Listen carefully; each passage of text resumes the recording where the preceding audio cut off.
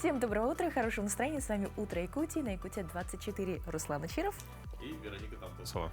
Всегда рада пожелать вам доброго утра, приятного пробуждения с последними новостями, хорошими гостями. Ну и, конечно, не забываем и про зарядку. Ну, а сегодня у нас будет по традиции наша такая задача, да, ежедневная, это сделать ваше утро как можно бодрее и энергичнее. Ну и, конечно, мы предлагаем вам подписаться на наш телеграм-канал «Утро Якутии» и также канал в мессенджере Макс. Ну а прямо сейчас давайте узнаем, что же нужно надеть перед выходом на работу. Вот приятно читать погоду, когда она хорошая. Итак, в центральных районах 14,2 градуса тепла, в заречной группе плюс 13, плюс 3, в южных от 14 до 0 градусов, в Вилюйской группе 14,3 выше 0, в Нижнеленских плюс 11, плюс 1, в западных 14,3 со знаком плюс, в Колымо-Идигирской группе Улусов 19, минус 1, а в Янских плюс 6, минус 2. На северо-западе пока 11 градусов тепла и 6 градусов морозом. В Якутске в 6 часов утра температура составила 3 градуса выше 0, атмосферное давление 747 миллиметров ртутного столба, ветер 2 метра в секунду юго-западный, а преимущественно сегодня днем без осадков, ветер северо-западный 3,8 метров в секунду, но порывы до 8-13, будьте осторожны. Температура повышается потихоньку, плюс 11, плюс 13 градусов. Так, ну что, надеюсь, что лето все ближе и ближе, но хотя я посмотрел прогноз на месяц, он такой не очень вот зачем хороший. расстраивать людей с утра? Вот зачем? Нет, не расстраивайтесь, какой бы ни был прогноз погоды, главное это хорошее настроение, ну и одежда по погоде. Все остальное приложится. Ну и как наши хорошие новости.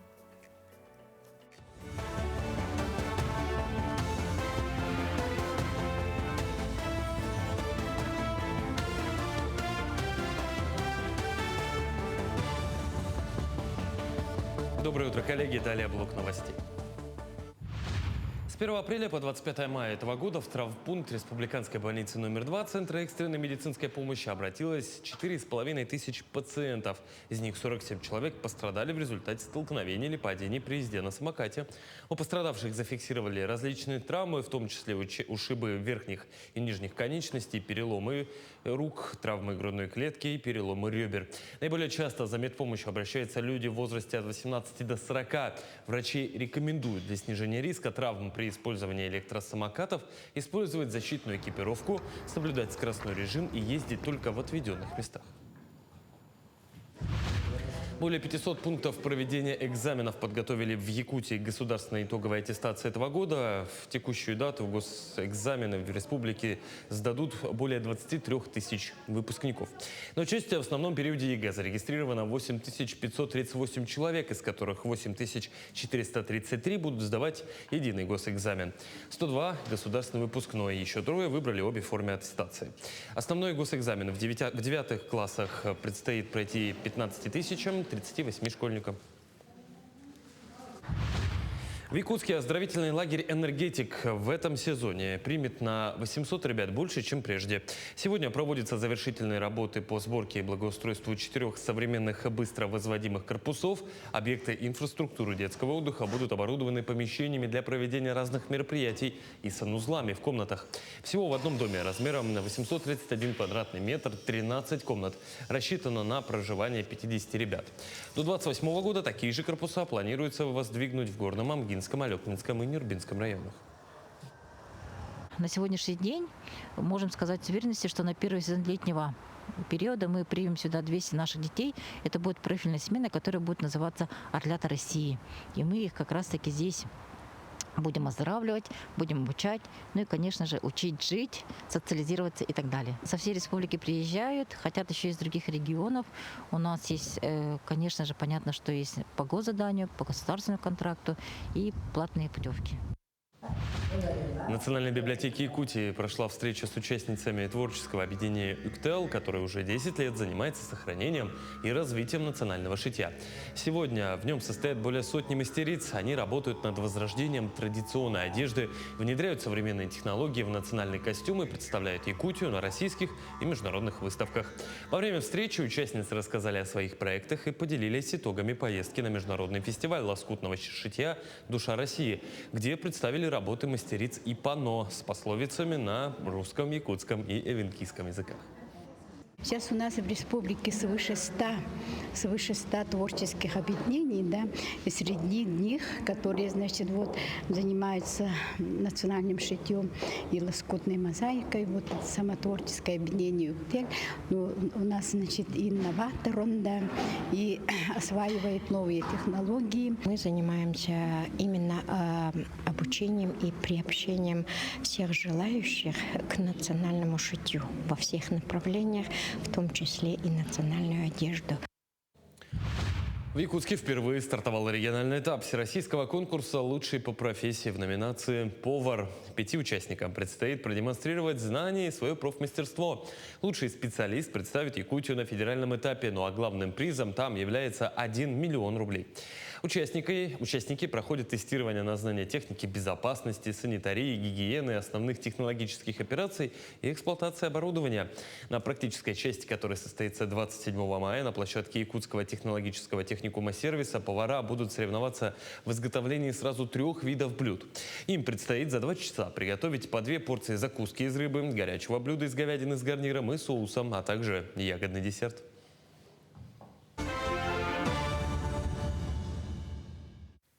Вы можете перенестись в мир детского конструктора, достаточно улететь в Шанхай. Площадь местного тематического парка составляет безумные 318 тысяч квадратных метров, что сравнимо с 45 футбольными полями. На строительство такого огромного комплекса ушло 85 миллионов кубиков деталей. Посетителей ждут лодочный тур. Самая высокая фигурка из кубиков на планете высотой 26 метров. Огромные американские горки протяженностью 530 метров и множество других интересных аттракционов. Билет для взрослого стоит примерно 3500 рублей. Вот хотели бы вы отправиться в такой парк? Ты бы хотела? Ты знаешь, наверное, любой парк — это вот, для нас с тобой и для многих, кто представляет старшее поколение, такая какая-то мечта из детства. Помнишь, когда мы Диснейленд видели только на Первом канале, где шли какие-то мультики. И, конечно, да, она осталась, безусловно, что всегда хочется вернуться в детство. Тем более, я очень люблю Лего. Вот в любом его проявлении, мне кажется, это такая классная игрушка, которая позволяет развивать фантазию, которая позволяет развивать логику, которая развивает мелкую моторику. Ну, ничего лучше я пока не видела. Ну, действительно, вообще воображения не хватает. Вот 85 миллионов кубиков. Как Это же люди потрясающе. собирали. Увидеть сначала, собрать дома, допустим, какое-то маленькое. Ну, у меня вот ребенок сам собирал в детстве. Сейчас, конечно, уже не увлекается, но тем не менее, да, собирала там всякие детальки, притом собирала сама.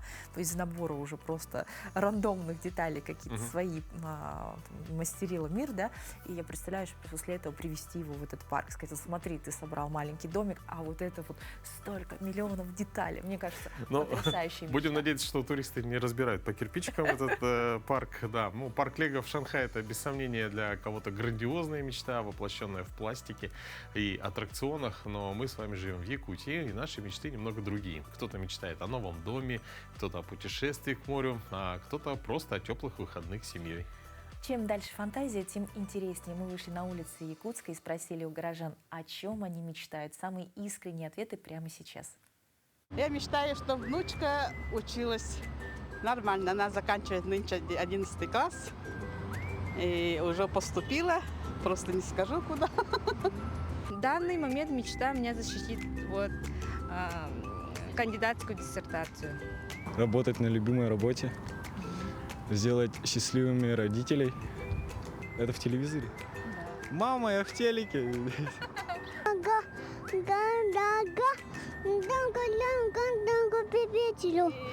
Мечтаю, чтобы у меня было 1 миллион поездок, путешествий, неважно, по республике, по России, по странам, но двигаться все время, куда-то ездить. Просто жить хочу. Квартиру купил 3-комнатную, вот наслаждаюсь. Побывать в Японии. Около Фудзи есть один супермаркет 7-Eleven, легендарный. Я хочу там побывать, покушать, может, с кем-нибудь свидать даже.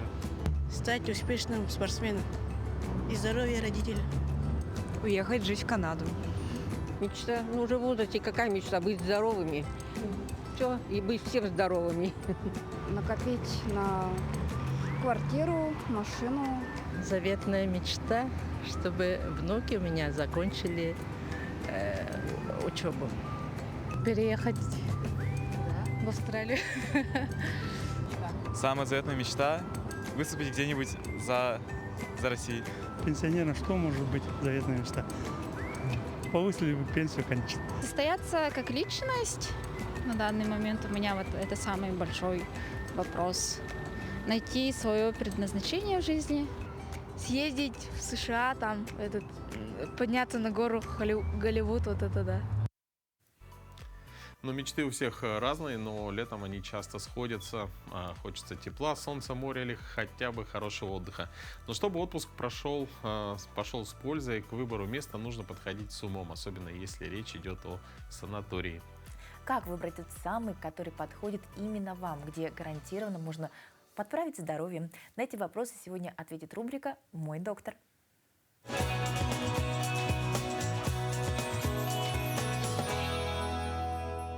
Доброе утро! Скоро, наконец, лето. Сегодня мы разберем показания и выбор санаторно-курортного лечения и почему чаще, даже более полезно выбрать санаторий в сходной климатической зоне. Не всем полезен резкий переезд в другой климат. Организму нужна адаптация до 5-7 дней, а то и больше. Плюс еще дальний перелет. У пожилых, людей с хроническими заболеваниями сердца, сосудов, щитовидной железы, вегетативной дисфункции, южное солнце и жара могут спровоцировать гипертонический криз, резкие перепады артериального давления, ухудшение самочувствия и нарушение сна. В горах возможны также перепады артериального давления из-за изменения атмосферного давления. У некоторых людей нарушение функции дыхательной системы. Показан отдых на юге или в горах здоровым людям, спортсменам, пациентам с некоторыми формами анемии, при болезнях легких вне обострения. Лучше отдыхать в своей или соседней климатической зоне. Пациентам с тяжелой артериальной гипертензией, с частыми кризами, после перенесенного инсульта, инфаркта в первый год, с декомпенсированным сахарным диабетом или тяжелым тиреотоксикозом, с психическими расстройствами эпилепсии, с некоторыми формами почечной недостаточности. Маленьким детям до 3 лет им часто трудно адаптироваться. Пожилым людям старше 75 лет. Эта категория людей больше подойдут санаторию в лесной или лесостепной зоне своей республики, на берегу прохладных озер, в сосновых барах. Например, в Якутии есть очень хорошие санатории Бесчагда, Чепдик, Абырал, Танха. Они учитывают местные условия. В санатории принимают на оздоровление заболеваниями в стадии ремиссии. Это очень важно знать, так как процедуры могут вызвать обострение хронических болезней. Через своего участкового терапевта вначале необходимо получить справку для получения путевки формы 070О. Это для льготной категории граждан с группой инвалидности после стационарного лечения по показаниям. После подтверждения санаторием дат вашего заезда в санаторий необходимо уже также через участкового терапевта оформлять санаторно-курортную справку формы 072. Для этого необходимо сдать анализы крови, мочи, ЭКГ, пройти флюорографию, женщинам осмотр акушера-гинеколога. Некоторые санатории требуют справку об отсутствии инфекции по месту жительства за 3 дня до заезда. Будьте здоровы! Ну, санаторий — это, конечно, хорошо, но лучшее оздоровление начинается прямо сейчас, здесь и без всяких путевок. Нужно просто проснуться по-настоящему. Разогнать кровь и расправить плечи. Напомнить телу, что день начался, и для этого не нужно ехать к морю. Достаточно встать у экрана. Утренняя зарядка. Включаем погромче, просыпаемся и повторяем.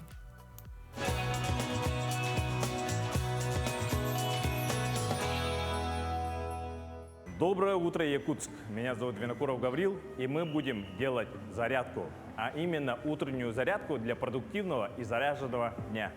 Поехали! Наше первое упражнение – это будет шаги на месте. Будем руками делать вдох и выдох. Упражнения максимально все легкие.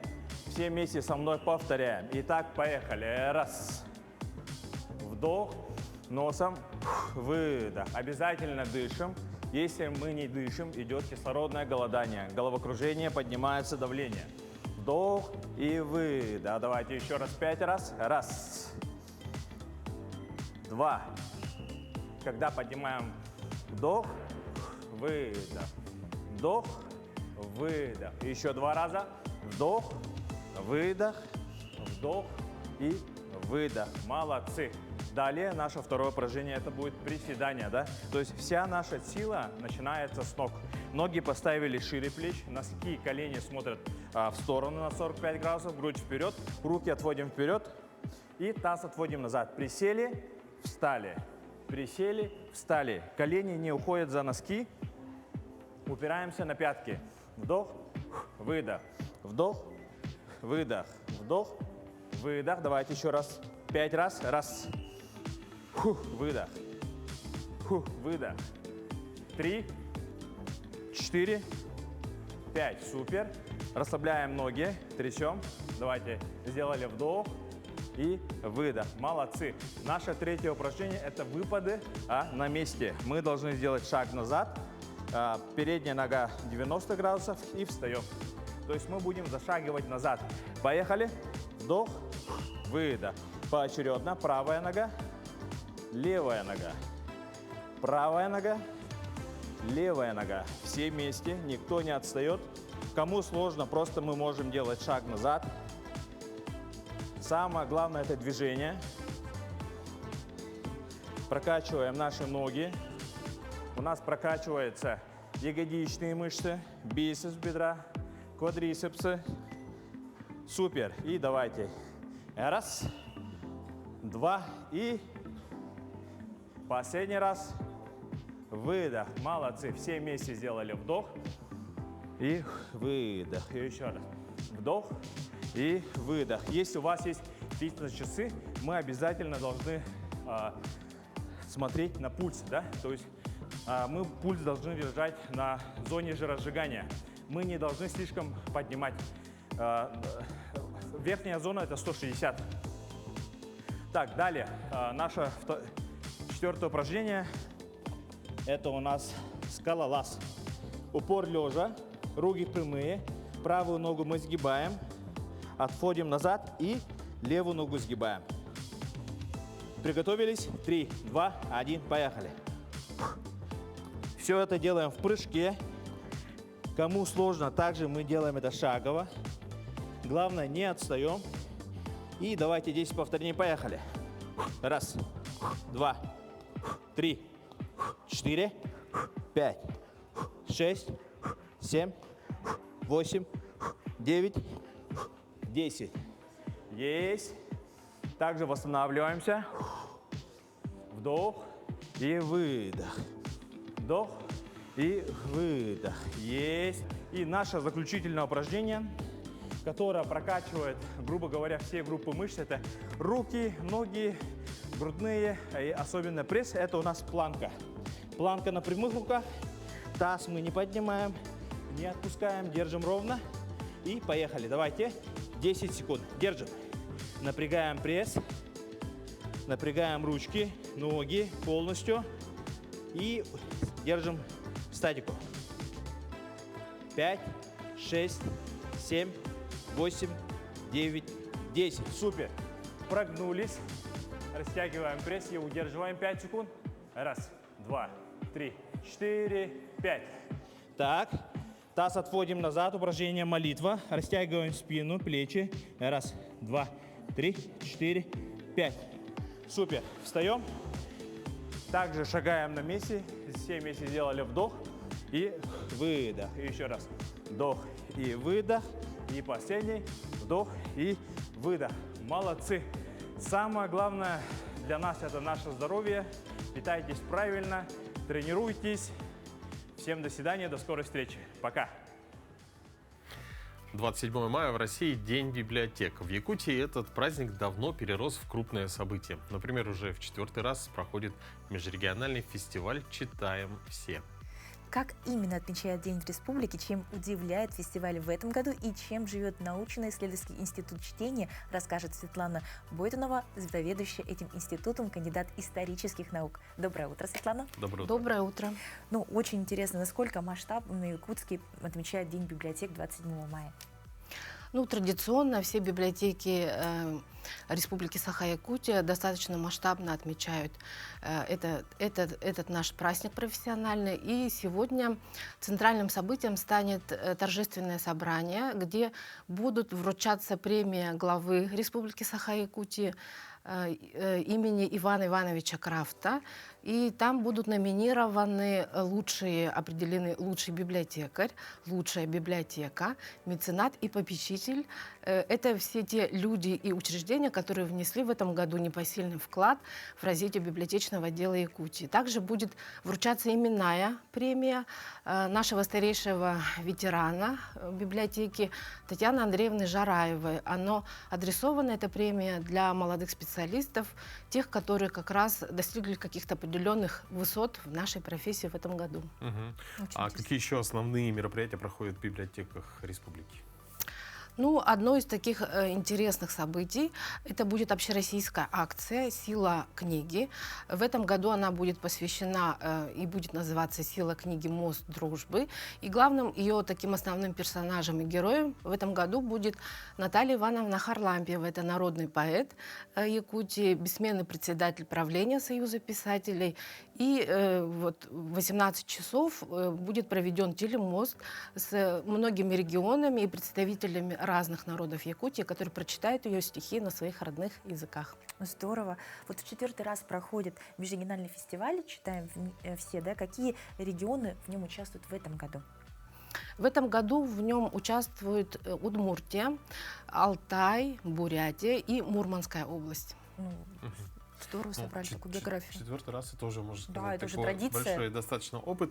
А какие вот основные особенности фестиваля будут этого года? Тематическая ключевая тема – это у нас в этом году получается отражение всего культурного многообразия России через призму книги и чтения. В этом году мы очень благодарим все библиотечные сообщества Якутии и учреждения культуры, которые откликнулись и поставили свои мероприятия в сетку программы фестиваля.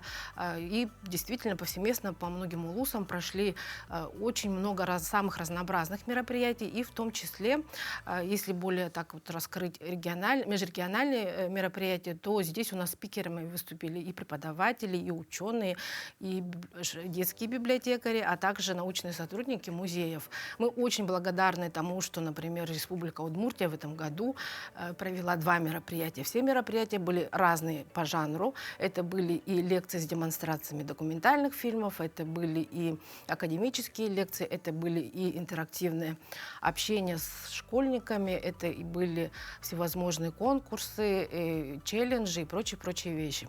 И, конечно же, очень важно то, что привлечены были лучшие специалисты, и много, конечно, было профессиональных мероприятий, в том числе, например, особо хочу тоже отметить, благодарить мастер-класс для библиотечных музейных сотрудников о том, каким образом применять методы театрализации и, значит, представлять такие иммерсивные экскурсии. Ой, как интересно. То есть получается тоже такая адаптация библиотеки в более такой живой, да, доступный ракурс. Вот чем сейчас, в принципе, занимается научно-исследовательский институт чтения? Ну, то есть все мы слышали, но никто до конца не понимает, вот, что сейчас актуально. Научно-исследовательский институт чтения, он единственный в нашей стране, который является вот таким образом звучит, как научно-исследовательский институт, и носит имя легендарного, незабвенного имя Юрия Николаевича Столярова. Это вот, если вы вдруг спросите, ну, может быть, если не спросите, то я сама скажу. Это у нас, это часть такого нашего научного фольклора. Мои студенты, они все прекрасно, вообще все библиотекари, профессионалы сразу скажут, кто такой Юрий Николаевич Столяров. Многие-многие поколения обучались по его учебникам. Это очень известный российский советский ученый в области библиотековедения, библиографии, книговедения и многих-многих других междисциплинарных наук. И мы с трепетом говорим о том, что коллекция Юрия Николаевича прибыла в Якутию, она была подарена сыном, поскольку вот он как раз озвучил то, что он считает, что именно Национальная библиотека Якутии сделает все возможное для того, чтобы каждый экземпляр коллекции его отца был доступен каждому жителю нашей нашей огромной страны и, возможно, мира. Сразу где? Эта коллекция, она хранится в Национальной библиотеке. Сейчас идет работа по ее приему. И думаем, что после ремонта специально будет выделено помещение, где разместится институт чтения и, собственно говоря, эта коллекция. Потрясающе. То есть мы будем уникальным, мы будем иметь уникальную возможность ее увидеть у себя вот прям рядышком. Да. Ну и вкратце, какие ближайшие планы у института? Да, Да, у института такие планы, что, в принципе, мы вот этот межрегиональный фестиваль проводили 4 года. И, собственно говоря, институт инициировал вообще множество тех самых акций, о которых я сказала. Например, общероссийская акция «Сила книги» тоже в свое время была инициирована институтом. Я очень горжусь тем, что институт непосредственно принимал участие вот как раз в оформлении заявки для всероссийского конкурса. Значит, «Читаем все». И в 2020 году Якутия стала самым читающим регионом России и стала литературным флагманом. Мы уверены, что мы будем с гордостью дальше тоже нести. Спасибо большое. Спасибо. Очень интересно. Поздравляем вас с праздником. Спасибо. В вашем лице всех библиотекарей. Ну, а мы продолжаем. Светлана Викентьевна рассказала, как ярко и масштабно в Якутии отмечают День библиотек. Но 27 мая — это не только праздник читателей книг, это день вообще щедр на события. В разные годы именно 27 мая происходило то, что тоже осталось в истории. Открываем рубрику «Даты и события» о том, чем еще запомнилось сегодняшнее число в России и в мире.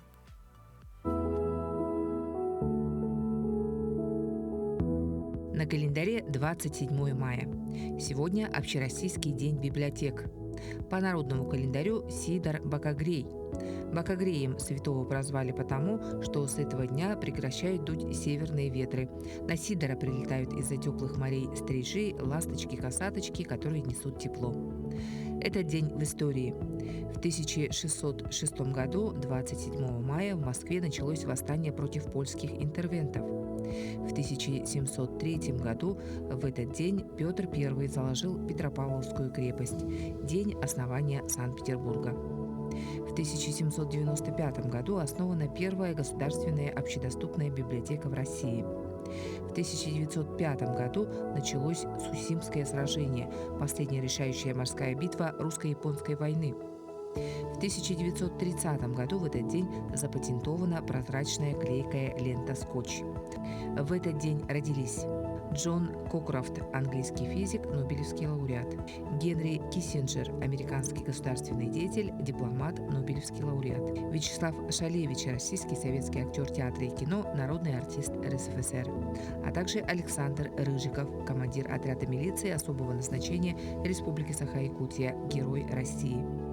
Именины сегодня отмечают Александр, Иван, Леонтий, Макар, Максим, Марк, Никита, Петр и Тихо. Ну, как мы уже убедились, календарь 27 мая богат на события. Но есть даты, которые не вписаны в учебники, а остаются в памяти местных жителей. У каждого свой важный день на родной улице. А цифры дат географии посмотрим, как живет сегодня улица, названная в честь гения русской науки. Подробнее об улице Ломоносова в городе Якутске в нашей постоянной рубрике.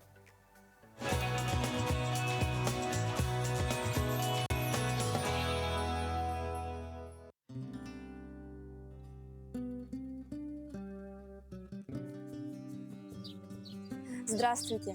Сегодня мы на улице, которая носит имя великого ученого. Это улица Ломоносова. Еще в 1915 году городская дума назвала ее Ломоносовской в честь Михаила Васильевича Ломоносова. Это первый русский ученый мирового уровня, поэт и просветитель. Он основал Московский университет, открыл закон сохранения энергии и мечтал, чтобы наука служила людям. И сегодня на улице его имени эта мечта продолжает жить.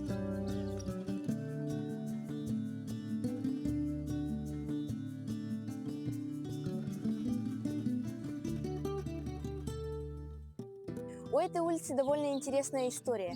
Я посещала кружки в Центре детского творчества, а наш директор провел на ней свое детство. Мы сейчас находимся на том самом месте, где в моем детстве проходила улица Ломоносова.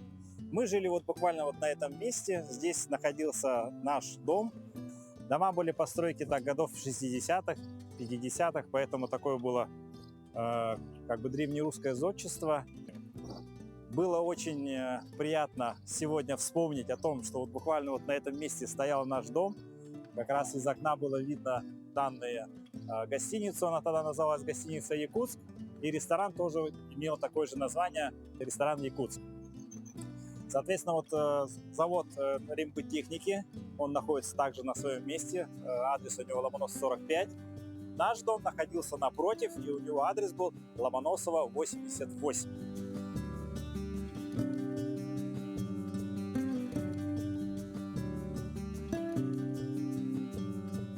Посмотрите вокруг. Один из домов украшает яркий мурал, традиционный якутский лоскутный ковер в технике кабытык-киги. Эскиз выбирали сами жители. А совсем рядом расположился сквер с трогательным названием «Обнаженные сердца». Эту площадку открыла Наталья Водянова еще в 2012 году, а сегодня ее обновляют для новых поколений ребят.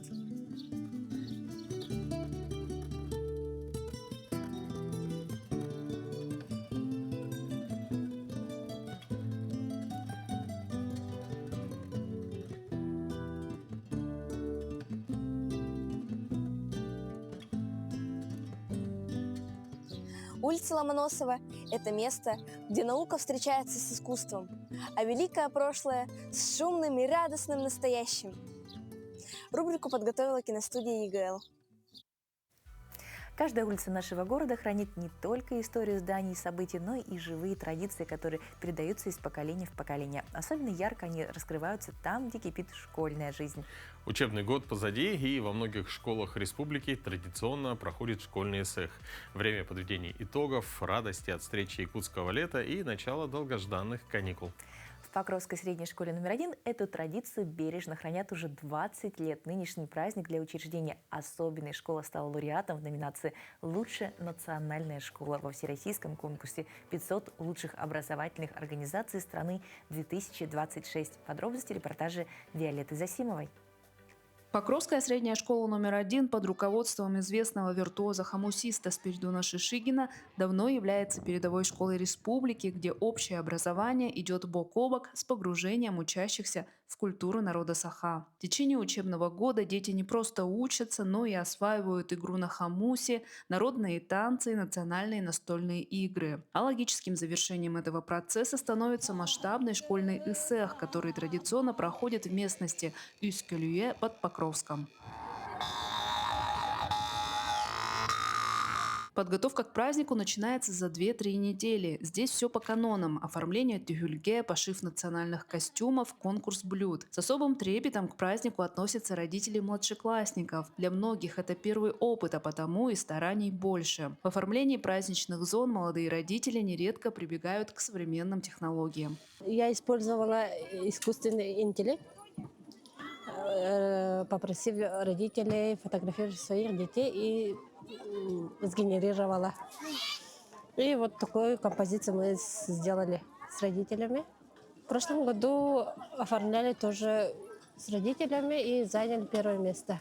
В отличие от больших улусных праздников, на школьном эсэхе ребенок не просто зритель, а главный герой. Каждый ученик вовлечен в процесс. Кто-то поет, кто-то танцует, кто-то соревнуется в спортивных играх или, например, участвует в конкурсе длинных кос «Угун-суох». И детям показываем практически, какой должен быть праздник эсэх. Тем все время говорить на уроках, а вот так на практике, что они каждый становится участником, это все пропитывается навсегда. Именно личное участие делает традиции близкими и понятными, и такой подход приносит свои плоды. Десятиклассница Саяна Еремеева до сих пор в деталях помнит свой первый школьный эсэх. Именно он когда-то пробудил в ней интерес к родным корням. Было очень много детей, очень много взрослых девочек, которые были все в национальной одежде, все такие красивые. Я просто восхитилась, как можно одеваться национально. Сегодня Саяна возглавляет детскую общественную организацию «Кюн», которая популяризирует якутский язык среди школьников. В моих полномочиях я собираю детей, придумываем интерактивные игры.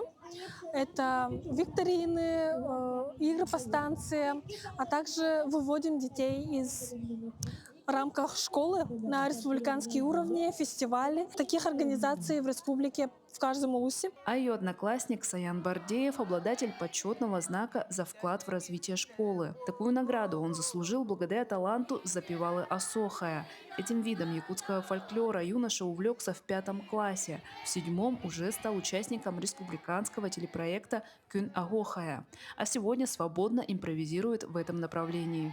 Прошло несколько лет с моей учебы по Асохую, и да, я таким темпом уже могу на ходу импровизировать, представлять в голове, что вокруг меня, и я это все перевожу в Асохай. Искренний интерес учащихся к родной культуре и их стремление к ее развитию – наглядный результат деятельности Покровской средней школы номер 1 по популяризации культуры народа Саха. И именно благодаря этой работе учреждение удостоилось признания на всероссийском конкурсе 500 лучших образовательных организаций страны 2026 в номинации «Лучшая национальная школа». Специально для «Утра Якутии» из Хангаласского улуса Виолетта Засимова.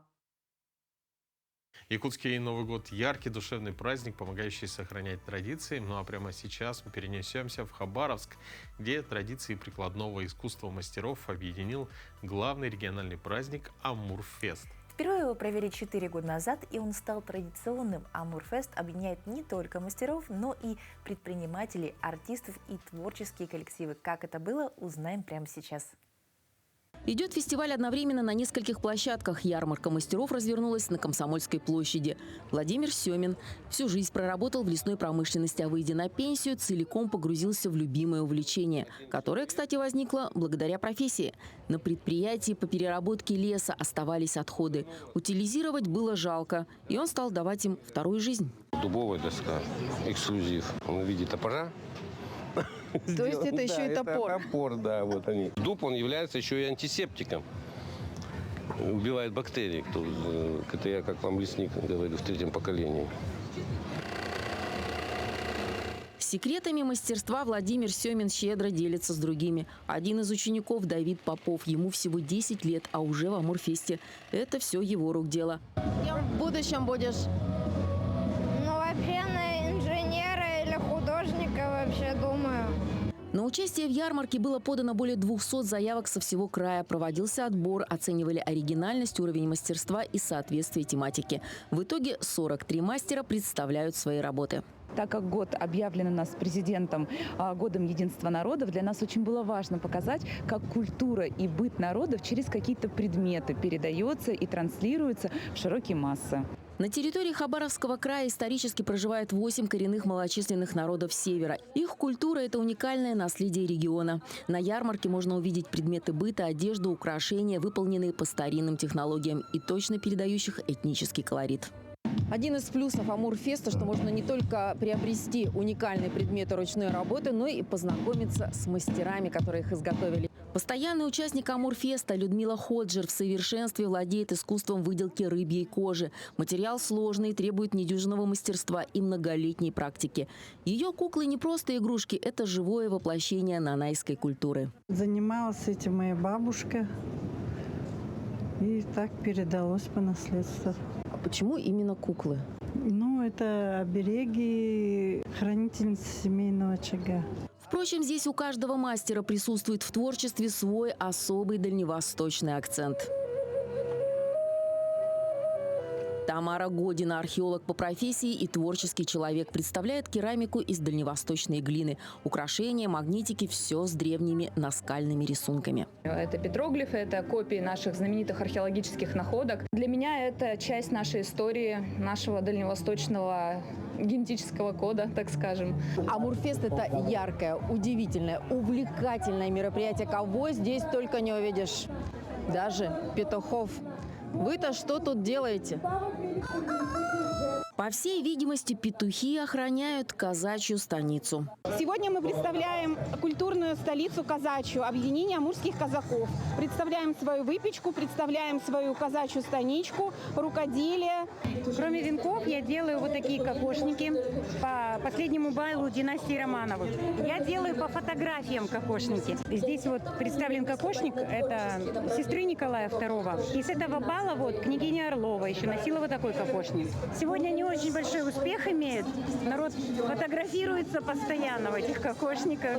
Всем очень интересно. Особенно нравится кокошник «Скала». 19 век. Юношу, высоко прыгающего через веревку, заметили издалека. Оказалось, иностранец. Я из Индонезии. Я показывал хабаровчанам наши индонезийские игры. Сейчас я живу в Хабаровске, потому что учусь в Тихоокеанском государственном университете в аспирантуре. Мне очень нравится Хабаровск. Хабаровск. It's really lovely city. Любимый город. Да, I love Хабаровск. Масштабный праздник Амурфест проходил в Хабаровске в течение 2 дней. За это время его посетили более 47 тысяч человек.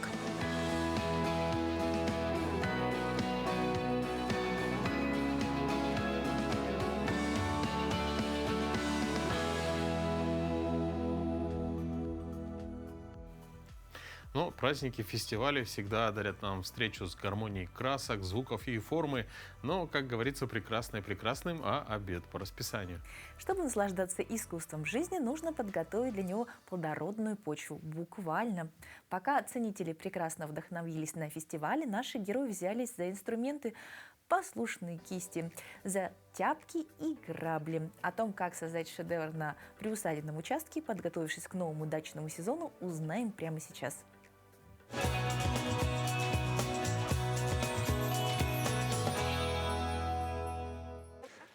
Доброе утро, уважаемые телезрители.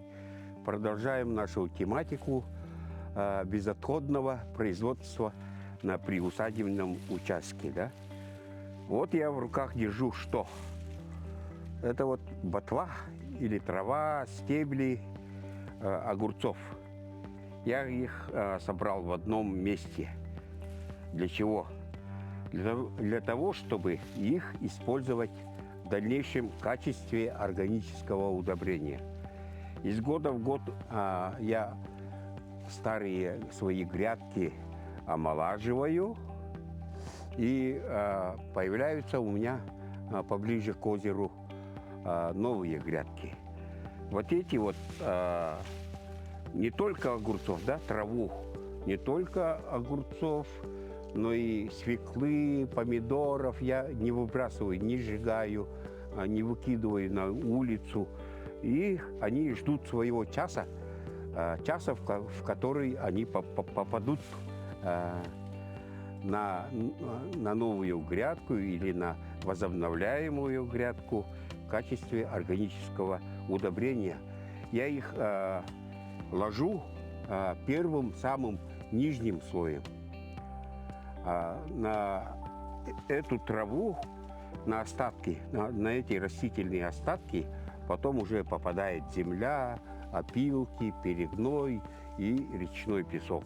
Лучше всего, когда почва смеси 20% перегноя, 20% речного песка и 10-15% старых опилок в качестве улучшателя структуры. Ботва очень богата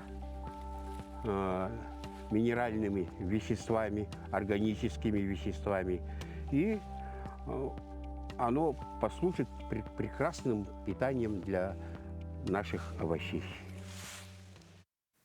Лес – одно из главных богатств республики, и вопросы его разумного использования и эффективного восстановления сегодня актуальны как никогда. Уже завтра, 28 мая, в Якутске стартует 8-й лесопромышленный форум.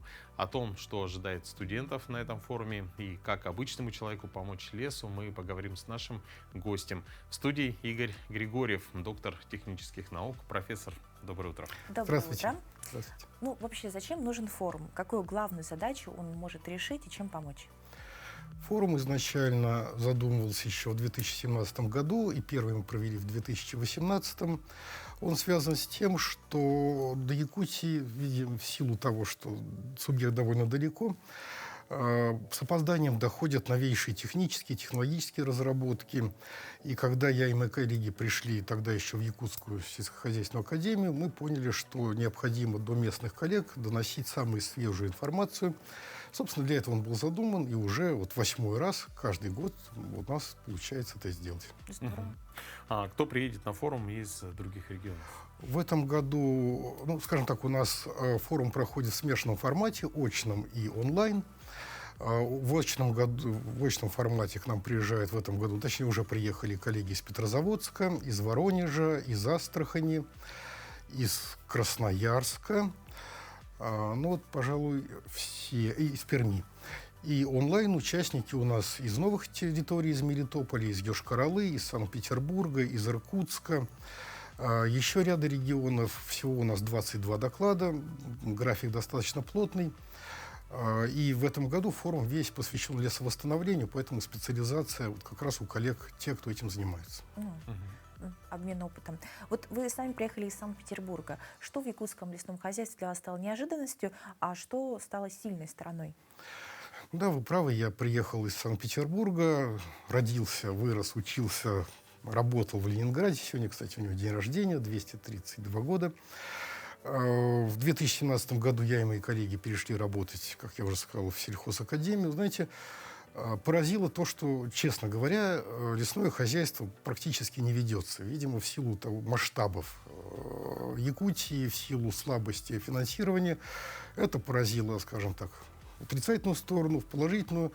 Необыкновенно влюбленные в лес люди, профессионалы леса, которые здесь работают, хорошо все понимают. И вот их энтузиазм, их любовь к лесу, она показала, что здесь можно делать очень много хороших, полезных вещей.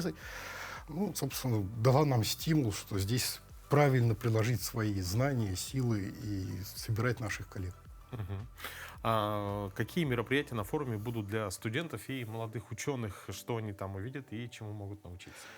Ну, говорят, старого медведя новым фокусом не научишь, поэтому изначально форум предназначался для молодых кадров, уже работающих, и также студентов, аспирантов.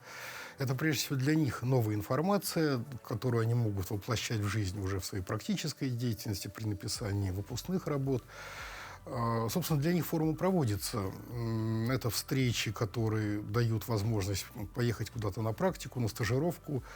Каждый год наши коллеги приглашают их куда-нибудь, вот, в Красноярский край, в Пермь, ну и так далее, поскольку у лесников есть базовый город, но работают они по всей стране. Соответственно, в прошлом году приглашали наших студентов перская компания, но поработать в Иркутской области по контрактам. Так что для них есть чему поучиться и где построить свою карьеру. Как будет происходить обмен опытом в части разработки новых технологий в лесовосстановлении и какие доклады уже озвучены темы? Доклады, ну, можно их разбить на несколько таких групп. Прежде всего, это выращивание посадочного материала, это его правильная посадка, это подготовка участков под посадки. То есть в основном мы говорить будем завтра об искусственном лесовосстановлении. Хотя надо признать, что очень специфические условия Якутии, ну и вообще криолитозоны, а лесов криолитозоны это 60% территории всего лесного фонда нашей страны, пока не дают таких результатов по искусственному лесовосстановлению, как, например, Северо-Запад, Центральная Россия, где приживаемость хорошая. У нас, честно говоря, она оставляет желать сильно лучшего. И форум изначально был для того, чтобы мы узнавали новые разработки, апробировали у нас, адаптировали их к себе, поскольку, опять-таки, условия достаточно специфические. Весьма вероятно, что в условиях Якутии, как и Магаданской области, других регионов на многолетней мерзлоте, вероятно, более правильно будет посадка, точнее, извините, посев, нежели посадка. И об этом будем говорить о том, как сделать жизнь работников на лесовосстановлении, это полевые лагеря, проще.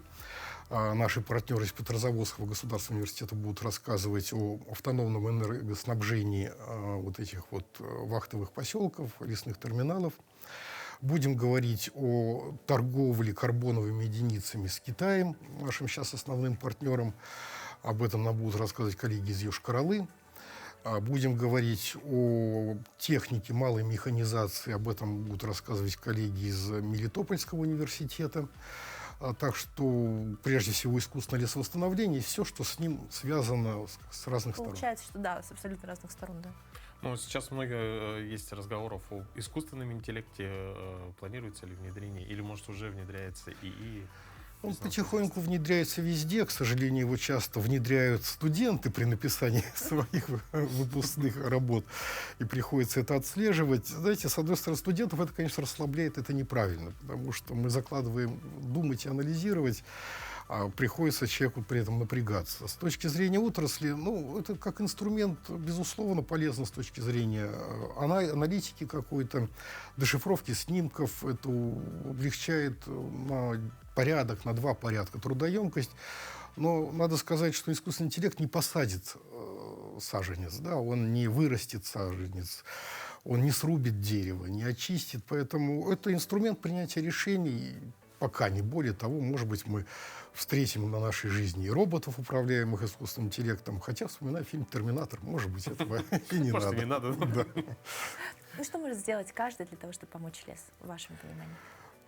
Прежде всего, соблюдать элементарные правила, о которых всегда говорят. Это вопрос противопожарной безопасности в лесах, это вопрос культурного поведения в лесах. Это надо понимать, что леса на многолетней мерзлоте относятся к наиболее экологически ранимым в силу того, что, собственно, лес от почвы, а почва на многолетней мерзлоте крайне заторможенная биота.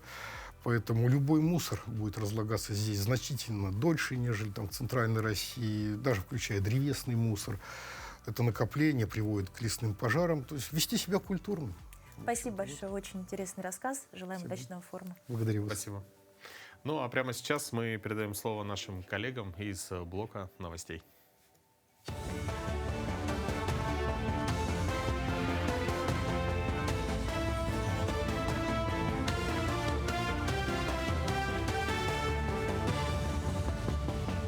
Мы продолжаем рассказывать о самых заметных событиях в республике, стране и мире. По мастер-плану Якутска до 30 года в столице республики планируется построить 12 школ и 14 детсадов. Развитие социнфраструктуры реализуется, напомню, в рамках долгосрочного комплексного плана, разработанного по поручению президента России Владимира Путина. Среди запланированных объектов – новые школы в микрорайоне Ленские высоты, квартале Северный, Сайсарском округе, квартале Новопортовской Гагаринского округа, промышленном округе, микрорайоне Спортивный строительного округа, а также в селе Хатасы. Основной этап реализации большинства из них намечен на 28-30 годы. В преддверии Общероссийского дня библиотек по всей стране проходит единый день читательского и студенческого самоуправления. Сегодня я библиотекарь. Так, в библиотеке имени Неустроева прошла ознакомительная экскурсия для школьников. Им рассказали об особенностях хранения книг, работе с читателями и современных цифровых сервисов. Затем ребята поближе познакомились с профессией через профориентационный урок. Они примерили на себя роль пиар-специалиста и художника книжных выставок. Конечно же, в самом начале у них было представление, что библиотекарь – это, ну, скажем так, стандартная, да, выдача книг, там, скажем так, работа с книгами, в основном такое представление у них было. И мы сейчас, скажем так, развеиваем эти мифы. То есть наша цель сегодня, скажем так, показать, что библиотеки, не только библиотекари работают с книгами, но и на самом деле разрабатывают сайты. То есть это тот же дизайнер, айтишники, разработка настольной игры. Работа на самом деле творческая и объемная. В Горном районе в первый день лета состоялся экологический фестиваль «Экофест-2026», главным событием которого стало торжественное открытие экологического центра ЭйГэ. Для гостей были организованы творческие мастер-классы, например, по созданию панно из гербария, по изготовлению очищающих свечей и многим другим. Открытие центра стало ярким событием, подчеркнувшим стремление жителей района к сохранению уникальной природы Якутии и воспитанию экологической культуры для будущих поколений. Я написал проект о своем питомце хомяке Сису. Он очень добрый, не кусается, послушный, спокойный, любит спать. Я шил для него костюм в образе золотой рыбки из сказки Александра Сергеевича Пушкина. В Нерюнгринском районе готовятся к проведению международного национального праздника Бакалдын. Организаторы занимаются вопросами размещения, питания, транспортного обеспечения, охраны порядка, медсопровождения. Праздник приурочен к столетнему юбилею венкийского села Иенгра. Сейчас же разрабатывается официальная и культурная часть – спортивная программа. В рамках мероприятия запланированы выставки, концерты, ярмарки, круглые столы по вопросам оленеводства, сохранению языка, традиций и культуры. В течение 3 дней будут работать множество локаций, чтобы каждый гость смог найти занятия по душе и ощутить гостеприимство района, а также погрузиться в атмосферу многовековых традиций Севера. Все 3 дня будем погружаться в атмосферу культуры венкийского народа. 19 числа пройдет обрядовая часть праздника в селе Иенгра, где мы увидим обряды встречи, обряды поклонения реке, солнцу. 20 числа на территории этнокомплекса Тастах пройдет сам праздник. К этому часу это вся информация. Хорошего дня. Оставайтесь на нашем телеканале. Ну, спасибо большое нашим коллегам за самые актуальные новости. Ну и на этой ноте наш эфир подходит к концу. Я думаю, что сейчас можно еще напомнить про погоду, которая в городе Якутске на данный момент. Вероника, на самом деле солнышко достаточно обманчивое. Сейчас в 6 утра было у нас 3 градуса тепла всего лишь в Якутске. Атмосферное давление 747 миллиметров ртутного столба, ветер 2 метра в секунду. Ну а днем ветер достигнет 8-13 метров в секунду, но температура, к сожалению, пока только 11-13 градусов. Поэтому одевайтесь потеплее, чтобы настроение вам ничего не портило. Ну а солнышко будет светить и радовать. Ну а мы, в свою очередь, желаем вам хорошего, продуктивного рабочего дня и увидимся с вами завтра в это же время на телеканалах Якутия-24 и НВК СХ.